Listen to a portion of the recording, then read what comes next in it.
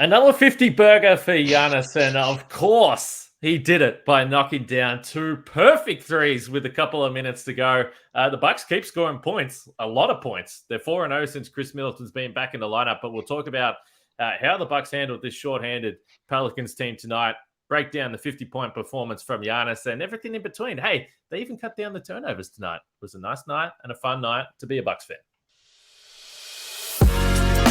You are Locked On Bucks, your daily Milwaukee Bucks podcast, part of the Locked On Podcast Network, your team every day.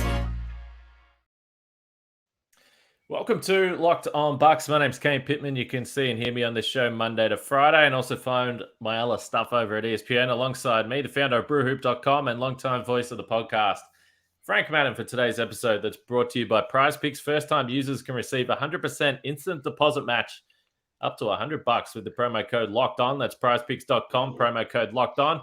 And if you did play Prize Picks tonight and you had the points over for Giannis, probably feeling pretty good because he had 50 in this game, Frank. And of course, we thank everyone for making Locked On Bucks your first watch or first listen of every weekday and sometimes on the weekend. But if you want to know when we do drop our latest shows, subscribe and turn the notifications on, and you'll be alerted every time we drop a show. Make sure you jump on, particularly YouTube, and subscribe and jump in the comments, because that's where all the conversation is going on. Pre-game, post-game, and everything in between. So Giannis scores 50 tonight, Frank. And look, let's be honest, it looked like it was on the cards very, very early in this game. This was an extremely shorthanded Pelicans team. No Zion, no Brandon Ingram, no CJ McCollum. Of course, I'm going to say no Dyson Daniels. So they didn't have a bunch of their rotation guys that have been playing every single night. Giannis was in extreme attack mode, thunderous dunk in the first couple of minutes of this game. And ultimately, the thing that was going to stop him from scoring 50 in this game was the fact that he didn't play enough on the court. And he only just scraped over 30 minutes in this game. But 20 of 26 from the field, 3 for 4 from 3. This was a beautifully efficient 50 burger.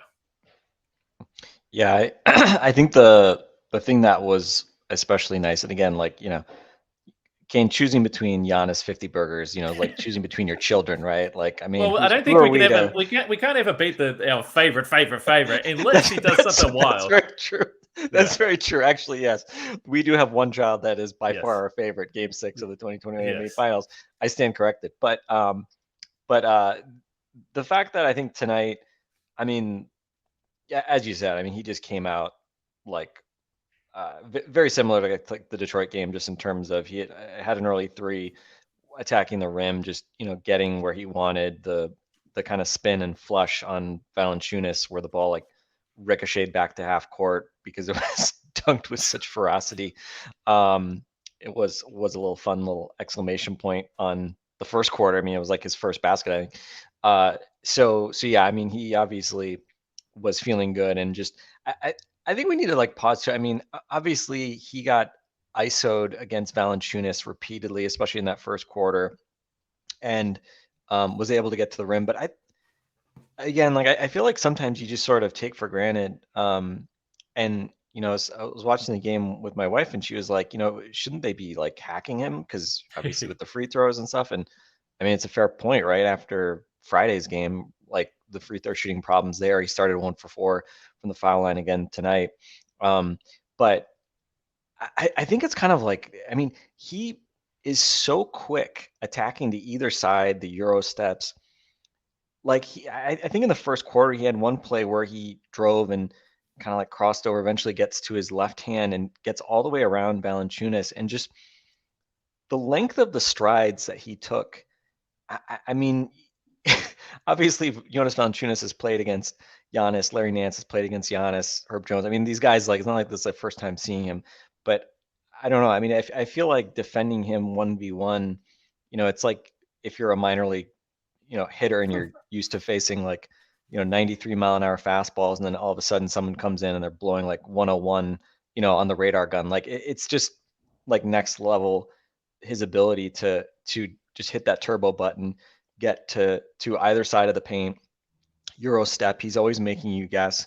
And again, that's part of the skill that I don't think people credit him for. And I mean, I do too. Like I complain about like some of his limitations from mid range and the post, jump hooks, things like that. But the ball handling and the ambidextrous finishing and the touch in terms of just the feel and the layups and stuff like that. I mean, he had a ton of layups tonight, but just the ability to get to those spots, create them for himself, and be able to, again, just he's got that. Obviously, we always talk about his power and strength, but just the finesse as a finisher is just incredible to watch. And this was just another clinic for him. And there were a few times where they tried to send doubles and things like that, but it didn't feel like the Pelicans ever completely sold out trying to stop him.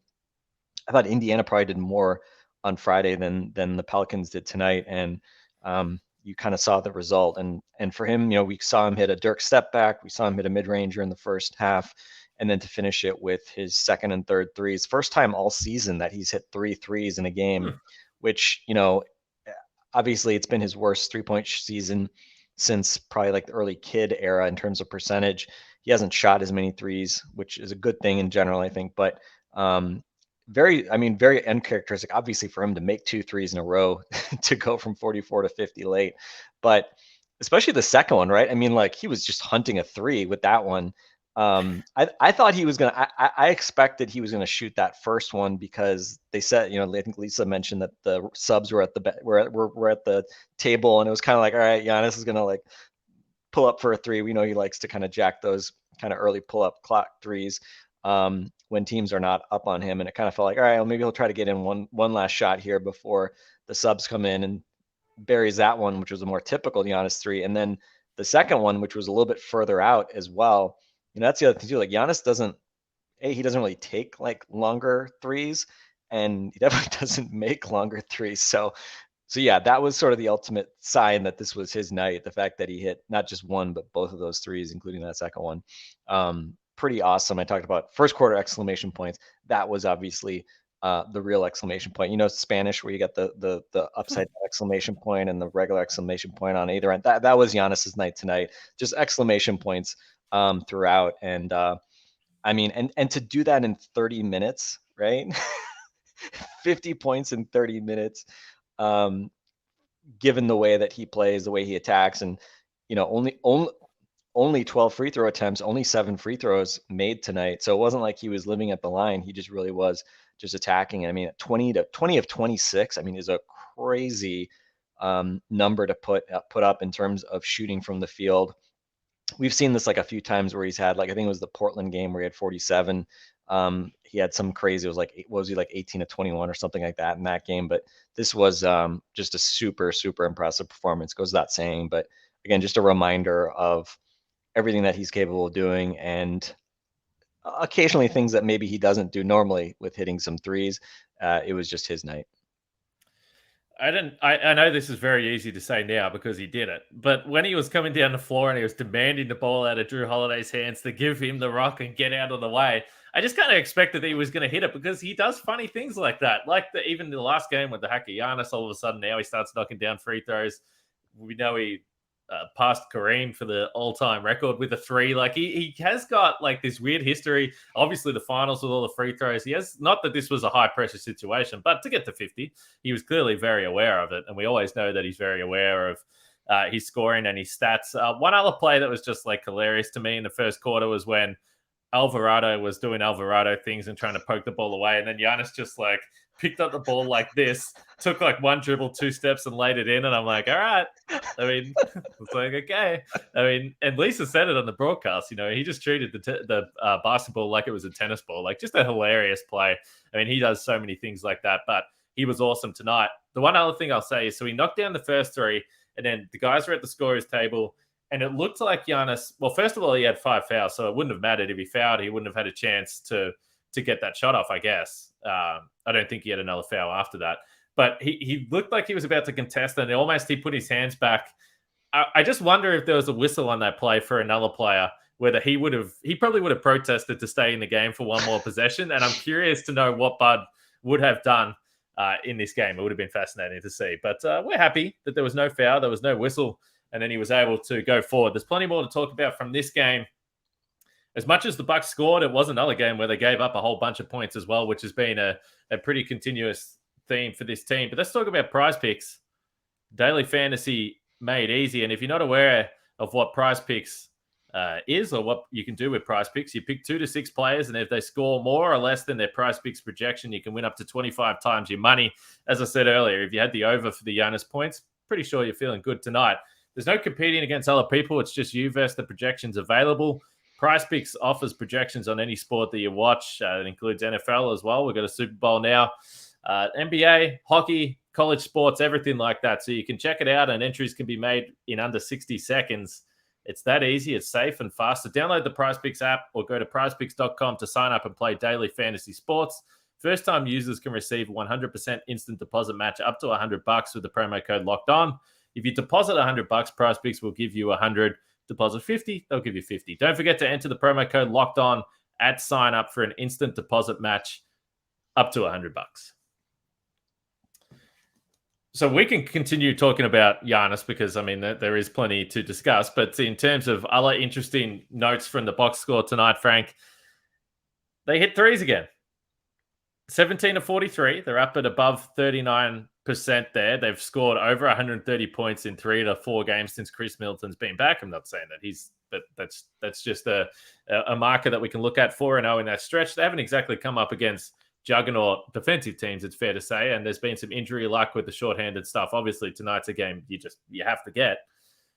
But the other thing is that there was only 11 turnovers, and I asked you the other night about the way the Pacers scored, and it was kind of similar tonight. I never thought the Bucks were going to lose, but they were giving up a bunch of points, and there was some of those just wild possessions where they're just throwing the ball forward, getting layups down the other end, and the Bucks did get a little bit careless at time. There was one point where Drew Holiday, who had 3 turnovers himself tonight, tried to throw a lob, I guess, to Grayson Allen, and Bud called timeout.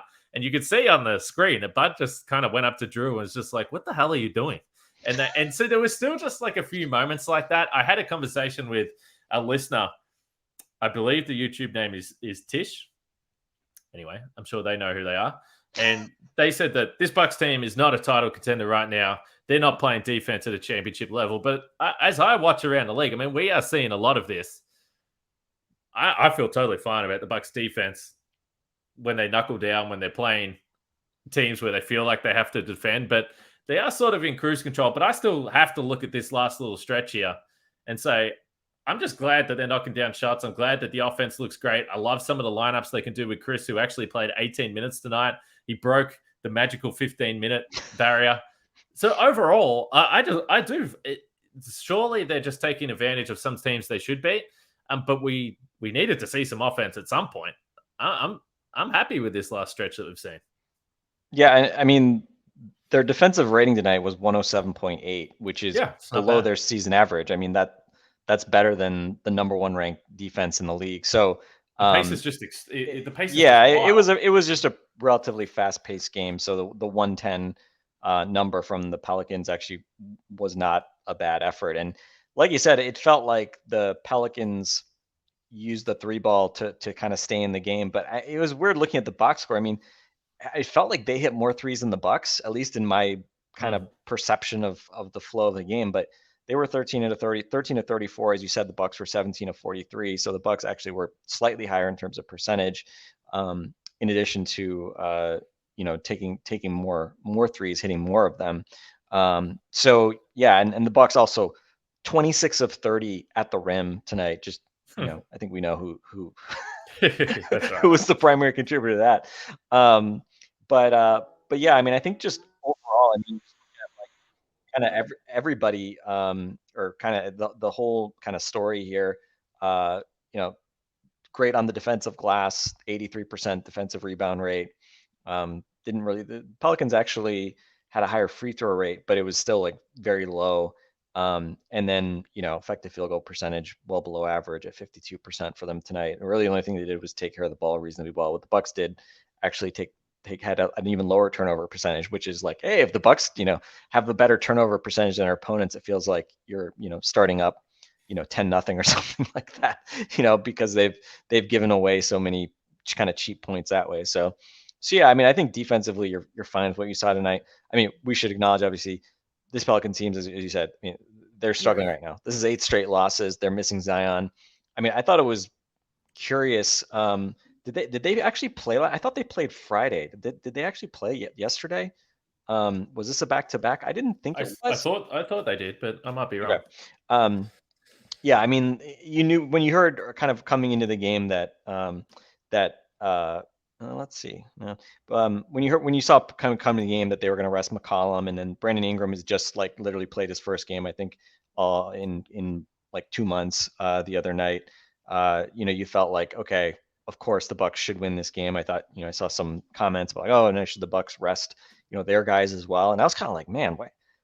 You can't screw over your home fans just because the Washington other team last night, by the way. Okay, there you go. So it was a back-to-back. So, again, not shocking, especially with Ingram. Like, Ingram's not going to play a back-to-back given he just came back from an injury. But, and again, this is kind of highlighting something obviously we've been talking about. This has been this recurring discussion point, right, with the Nuggets game as well.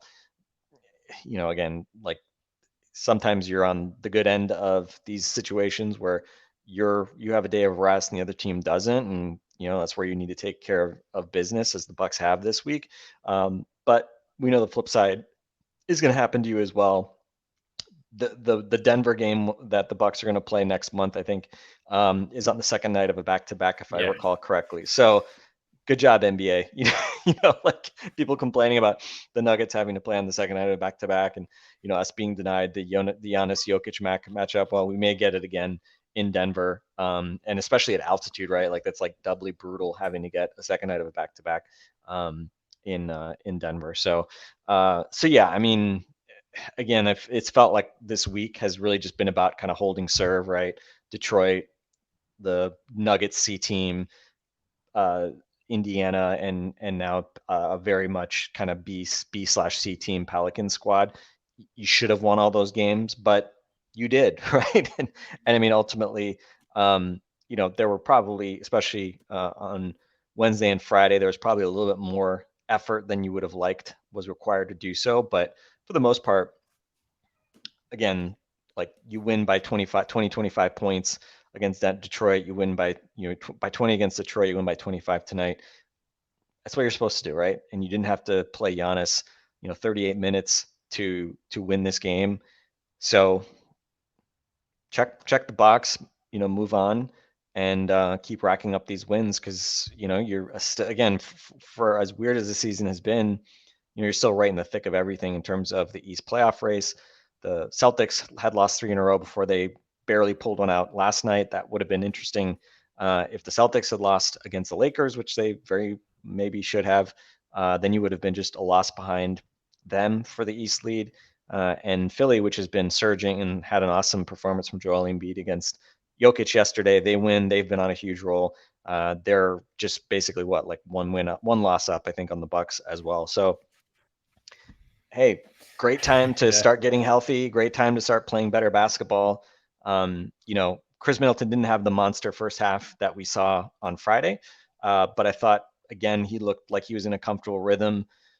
9 points, not anything big in 18 minutes, but when you just think about it on like a per minute basis, like, hey, like 9 and 18 minutes, like that's fine. Obviously he's not going to be scoring 17 in 15 minutes every night. 4 assists again tonight, which didn't include, I thought he had that one play where he threw a nice little dish to Giannis going down the center of the floor in transition play. And it was kind of funny because it, like with anybody else, I would have been like it looked like almost like Giannis might've been like a kind of a hospital ball situation, but with Khris, it was timed just perfectly. Giannis got fouled, so he doesn't even get an assist out of it. But I kind of was like, all right, Javon Carter, take notes, watch what Khris Middleton does. Watch how Khris gets Giannis the ball in transition. So yeah, I mean, just continue that ramp up. Continue not seeing Khris Middleton on the injury report, as you've pointed out. We like to see no Khris Middleton on the injury report. That's kind of refreshing to see, and keep getting him kind of these reps. And hey, if you're going to get some easier games, you can kind of ease him in a little bit, and you don't even really feel pressured to have to play him more minutes or play him extended time in the fourth. We actually did see him in the fourth quarter tonight, which was nice to see. That was at least an option. But I think the interesting thing is, I mean, basically you're not seeing like pretty much any time with Giannis, Khris, and Drew all playing together because Khris is coming off the bench and playing pretty limited minutes, you're pretty much staggering those guys, and you're never really generally getting more than 2 of them on the floor at a time. And I think obviously you will want to start doing that very soon, starting them, getting them, reps playing together. But I think you're seeing the upside of that from an offensive standpoint with Khris playing on the floor. Obviously, Joe Ingles, his passing, his ability to read the game and be a connector. And then, Pat Connaughton didn't have another big night tonight, but again, just guys like Pat starting to hit threes. And as we've been talking about, obviously the 3-point shooting has come around significantly. And, you get 3-point shooting plus Giannis doing Giannis stuff, dominating inside. You're going to score a ton of points. And it's wild. It seems like no matter how many points the Bucks score, Kane, like they don't move up in the offensive ratings. I think they were still like 23rd last time I checked. So I don't know. We'll have to see. They're going to need to actually like keep scoring and seemingly at this high rate to get to average anytime soon. But as long as you're winning games, whatever, I'm not going to be too stressed about it. Yeah, I wanted to look that up.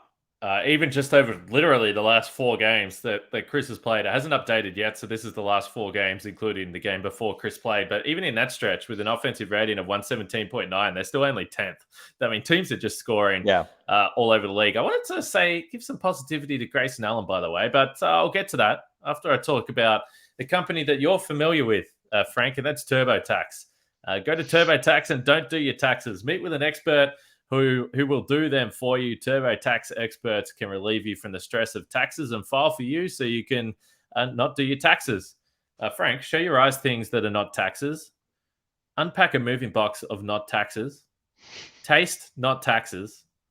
Sing not taxes a lullaby. Hope not taxes sleeps through the night. Grab a saddle and ride not taxes into the sunset. With TurboTax, an expert will do your taxes from start to finish, ensuring your taxes are done right so you can relax. It feels good to be done with your taxes, doesn't it? Come to TurboTax and don't do your taxes. Visit TurboTax.com to learn more. Intuit, TurboTax, full service products apply. Video meeting while expert does your taxes required. See guarantee details at TurboTax.com/guarantees. Khris, by the way, one thing that we have to mention with Khris Middleton, if you look at his line for tonight, he was 4 for 9 from the field, 1 for 3 from the 3-point line, but he threw down a thunderous one-hand dunk. And when he was about that was the highlight of the game. You asked the Bucks bench. I don't think there's any question. Giannis scored 50, had some awesome plays, but no question what was the Bucks highlight of the game from the locker room. I don't think there's any doubt. I was just at least a little bit concerned when he took off that he wasn't going to get up there and throw it down, but he did. It reminded me of actually when he had that 50-point game against Washington a few years ago. He got the 50 with a dunk as well. So from time to time, he can throw it down. He had that dunk on Jimmy Butler, I believe, in a preseason game a few years ago. So a rare treat. Not often. I've seen Joe Ingles was laughing with him, and Joe potentially could have had a fast break, but he maybe intentionally got a little bit fumbly. I'm not 100% sure. But Grayson Allen, and look, we're about to get into February, Frank. So the trade deadline, Feb 9, coming up very, very quickly. I just want to say, Grayson Allen, he does some little things that are pretty nice. We've spoken about him defensively and said that, look, it's not necessarily lack of effort. It's not that we think he's a horrible defender. It's more just like the size-related stuff when it comes to him.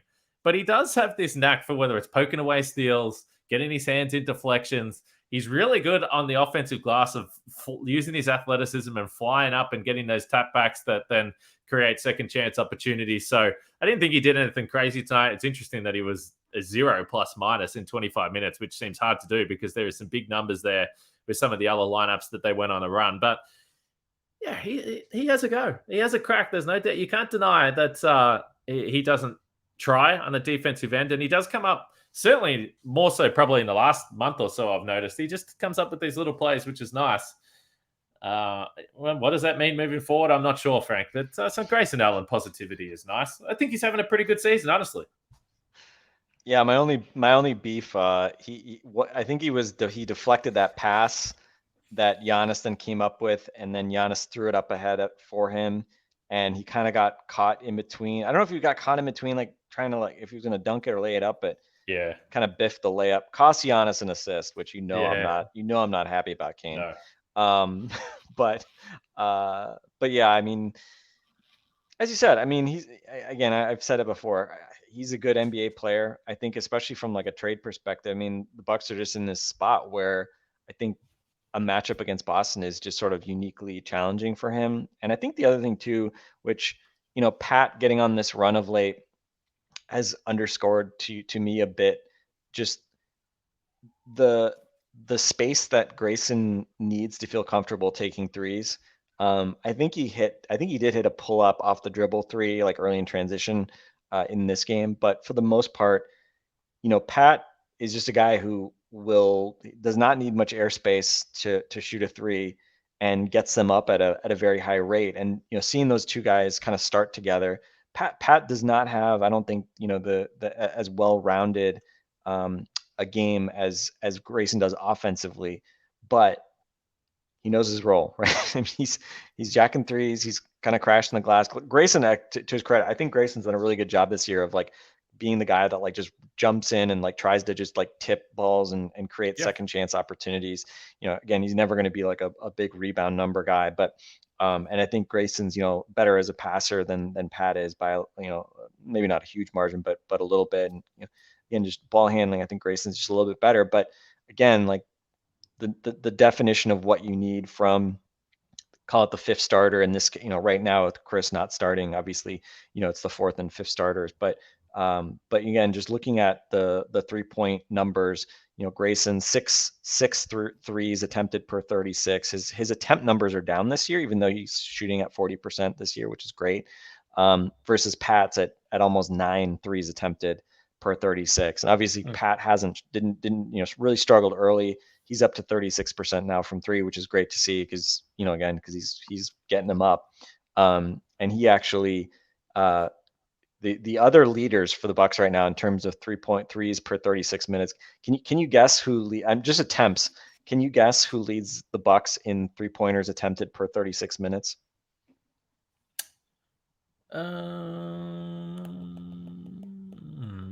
Per 36 minutes. I'm trying to think of someone that doesn't play that many minutes. Like Brook Lopez? No. Brook is at only 6 threes per 36. I'll give you a hint. This player did not play tonight. And when he does play, I usually complain about it, but the man can shoot the lights out. The young fella, AJ. AJ Green, 11.53 threes attempted per 36. Well, he knows why he's out there. He knows why he's out there. He gets them up and he's shot 40% from three. And that's, that's exactly what you said. That's knowing your role. And also to his credit, I mean, he only takes a little over 2 twos per 36 minutes, which is, like tiny, minuscule, right? Actually not that much less than that, not that many fewer than Pat, but 64% on 2.32s attempted per 36. So shout out to AJ Green, as much as I like to complain when he plays. But yeah, Pat almost 9 threes attempted per 36 and Grayson at 6. Khris, by the way, just for a frame of reference, Khris so far almost 9 threes attempted per 36 minutes, which I think would be by far his career high. Khris, not a guy that, has jacked like, AJ Green type numbers of threes. Khris was at 7.3 threes attempted per 36 last year. And interestingly, when they win the championship, 2021, only 5.8 threes attempted per 36. So again, we know with Khris, obviously he loves the mid range, but he has been jacking from three early and often so far this year. And hey, if he's going to shoot, I'm okay with him shooting a little bit.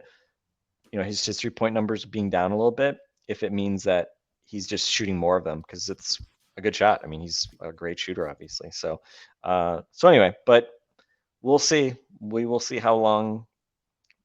If we continue to talk about Grayson Allen after the trade deadline, or if he is somewhere else. But, right now, thankfully, just a lot of guys contributing. Your guy, Joe Ingles. How did you, the only thing you mentioned about Joe Ingles was him, potentially intentionally losing a fast break attempt so he doesn't have to try to dunk. 3 for 5 from three tonight for Joe, 3 assists, no turnovers, plus 21 in 26 minutes. That's a very Joe Ingles line. And also shout out to Wes Matthews, my guy, Wes. Fellow Rocky Rococo lover, Wes Matthews, 3 for 6 tonight. 2 for 4 from 3, 8 points. And it wasn't the game high, but he was plus 31 in 20 minutes tonight. Drew was plus 37 in 30 minutes tonight.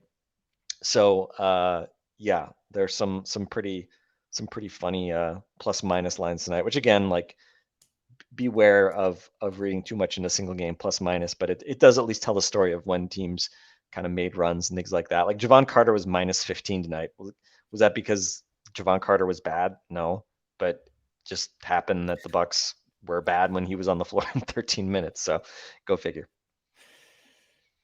No, you're. I don't know why.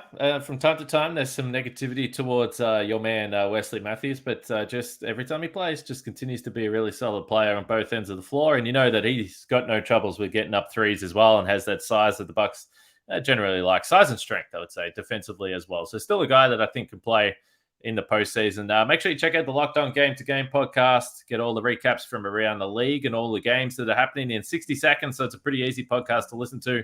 Get that on your Locked On NBA feed and hit subscribe there. The Bucks have got a night off, which is nice. No back-to-backs here. Then they play the Charlotte Hornets. And by the way, they owe the Charlotte Hornets. If you remember back a few weeks ago, 138 to 109. And everyone played by Khris pretty much. So that was just a disastrous night for the Bucks. They owe them. Hopefully they continue this. Is LaMelo hurt right now? Did I hear that right? That I think he may have gotten hurt recently, which, maybe the Bucks need LaMelo Ball to be hurt. Yeah, he's had some big games. Yeah, I think maybe he is playing. So I could be mistaken. But yeah, let's just say this: I do not foresee the Bucks losing by 20 points to the Hornets again. But famous last words. So. All right. Well, we'll have a podcast before then anyway, getting lots of people wanting us to talk again about the trade deadline. We'll have to scrape out some time to knock one of those podcasts out as we get a little bit closer and some rumors start to fly around. But anyway, make sure you subscribe, turn the notifications onto the podcast, and you'll know when we do it. Bucks beat the Pelicans, and Giannis, another 50-point game. We love it. One of our favorite varieties of podcasts. We'll catch you all tomorrow.